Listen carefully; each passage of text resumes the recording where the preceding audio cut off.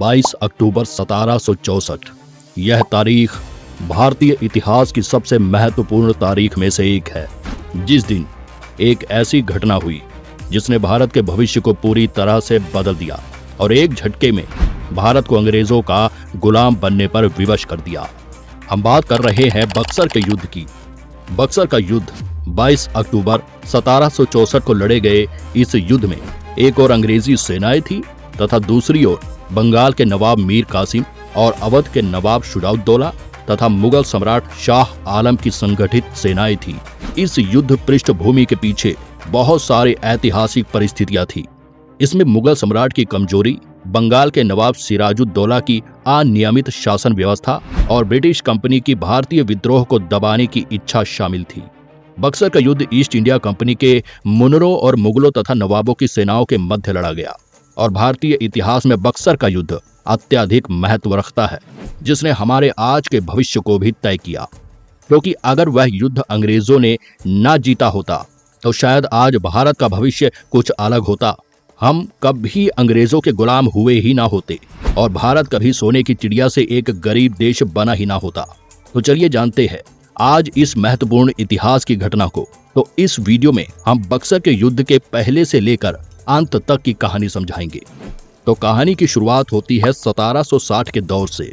उस समय भारत पर मुगलों की अच्छी खासी पकड़ थी, पर धीरे धीरे अंग्रेज भी अपनी ताकत बढ़ा रहे थे।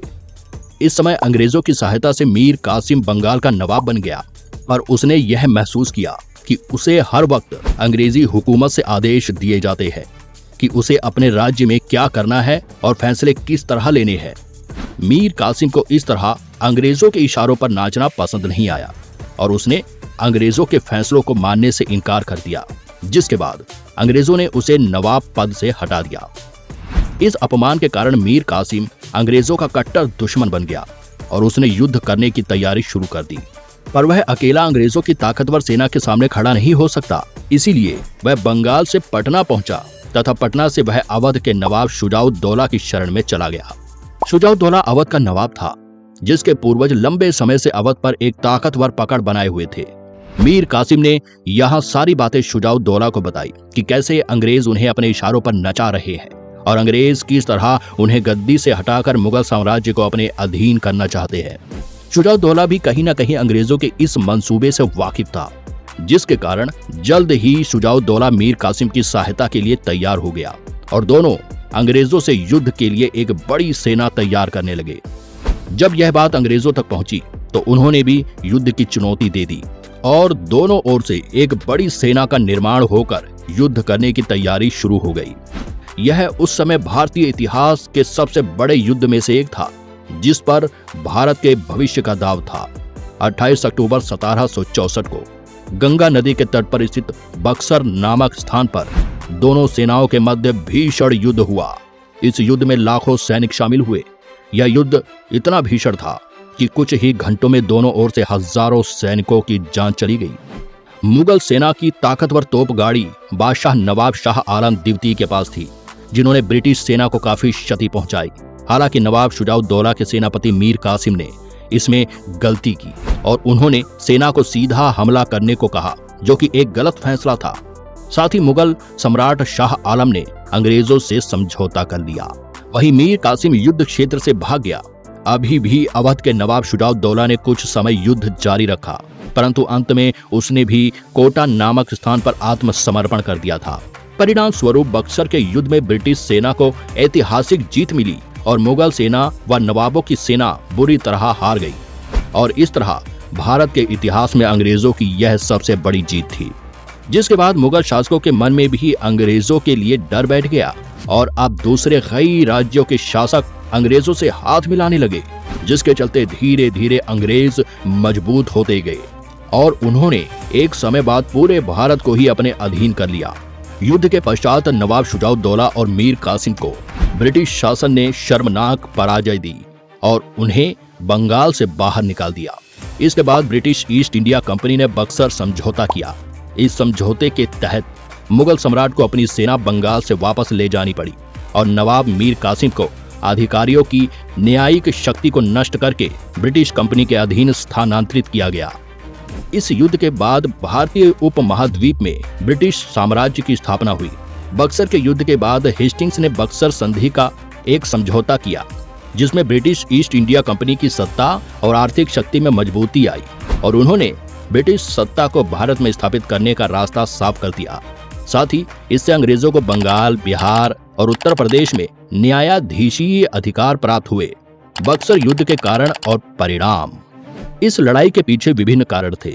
ईस्ट इंडिया कंपनी ने अपनी शक्ति बढ़ाने के लिए मुगल साम्राज्य के खिलाफ शुजाउद्दौला की मदद ली थी। मुगल सम्राट के पास बहुत ही कम सेना थी और उन्हें इस स्थिति में इंग्लैंड की बाहरी सहायता की जरूरत थी, इसलिए उन्होंने अंग्रेज सेना का सहयोग किया। बक्सर के युद्ध के समय ईस्ट इंडिया कंपनी के पास बहुत सारे भारतीय सिपाही थे जो भारत में लड़ाई की स्थितियों को समझते थे और मुगलों की कमियों को भी जानते थे। इसके अलावा अंग्रेजों के पास कई विदेशी हथियार भी थे जिन्हें भारत में पहले कभी प्रयोग नहीं किया गया था, जैसे आधुनिक बंदूक के बम और बारूद जो अंग्रेज इंग्लैंड से भारत लाए थे, जबकि मुगल सेना के पास अधिकतर पुराने हथियार और घोड़े हाथी थे। युद्ध की शुरुआत में ईस्ट इंडिया कंपनी की सेना ने तेजी से आगे बढ़कर मुगल सेना को मात दे दी। लड़ाई के दौरान मुगल सेना और शुजाउद्दौला की सेना के बीच तनाव उत्पन्न हुआ। उस समय एक अंग्रेजी दूत राम नारायण ने मुगल सेना को इंग्लैंड की सहायता की घोषणा की, जिसके परिणाम स्वरूप युद्ध से हटने का आदेश दिया गया। यह निर्णय महत्वपूर्ण था क्योंकि इससे मुगल सम्राट शाह आलम की सेना के मनोबल को तोड़ा गया और मुगल साम्राज्य को ईस्ट इंडिया कंपनी से सहायता मिलने का मौका मिला। युद्ध के पीछे कई कारण थे, परंतु यह समझौता मुख्य भूमिका निभाया। बक्सर के युद्ध के बाद ब्रिटिश ईस्ट इंडिया कंपनी ने उत्तर प्रदेश, बिहार और बंगाल के कई भागों को अपने नियंत्रण में ले लिया। इससे कंपनी का शासन भारतीय राजनीति और अर्थव्यवस्था पर प्रभाव डालने लगा। बक्सर के युद्ध के बाद मुगल साम्राज्य ने अपनी सत्ता खो दी और ब्रिटिश कंपनी की वर्चस्वता को मंजूरी दी। मुगल साम्राज्य के पतन के बाद ब्रिटिश ईस्ट इंडिया कंपनी को भारत में विभिन्न राज्यों के शासन को प्रभावित करने का अवसर मिला। यह युद्ध ब्रिटिश ईस्ट इंडिया कंपनी के विरुद्ध मुगल साम्राज्य के अंत की शुरुआत की तरह भी देखा जाता है, क्योंकि इसके बाद से ही अंग्रेजों ने मुगलों को दबाना शुरू कर दिया और धीरे धीरे मुगलों की ताकत को सीमित करने लगे, जिसके चलते युद्ध में जीत के बाद जो अंग्रेजी सेना पहले से ही ताकतवर थी, अब उसे और भी ताकत और समृद्धि मिली। जिस पैसे का प्रयोग उन्होंने और भी हथियार खरीदने और सेना को भर्ती करने के लिए किया, जिससे उन्हें आगे चलकर पूरे भारत पर अपनी पकड़ बनाने में मदद मिली। बक्सर के युद्ध के बाद ब्रिटिश ईस्ट इंडिया कंपनी ने भारतीय राज्यों के साम्राज्यों के साथ संधि करने की योजना बनाई। इसके परिणाम स्वरूप ब्रिटिश ईस्ट इंडिया कंपनी ने 1765 में कलकत्ता की संधि की समाप्ति के बाद मुगल साम्राज्य के अधीन बंगाल का प्रशासन संभाला और इसी तरह एक राज्य को अपने अधीन लेते हुए अंग्रेजों ने अपना दांव चला और 1850 आते आते अंग्रेजों ने पूरे भारत में ब्रिटिश राज लागू कर दिया और अब भारत में अंग्रेजों के खिलाफ लड़ने वाले बहुत कम ही बचे थे। इसके बाद तो अंग्रेजों ने भारत की अर्थव्यवस्था को इस तरह चूसना शुरू किया कि जो भारत की अर्थव्यवस्था एक समय पर दुनिया की सबसे बड़ी अर्थव्यवस्थाओं में से एक हुआ करती थी, उसे करीब 100 साल के बाद ही 1947 आते आते आजादी से पहले तक अंग्रेजों ने दुनिया के सबसे गरीब अर्थव्यवस्था में लाकर खड़ा कर दिया। वैसे दोस्तों, आपसे जानना चाहता हूँ, आपको क्या लगता है, क्या होता अगर भारत पर कभी अंग्रेजी हुकूमत होती ही ना?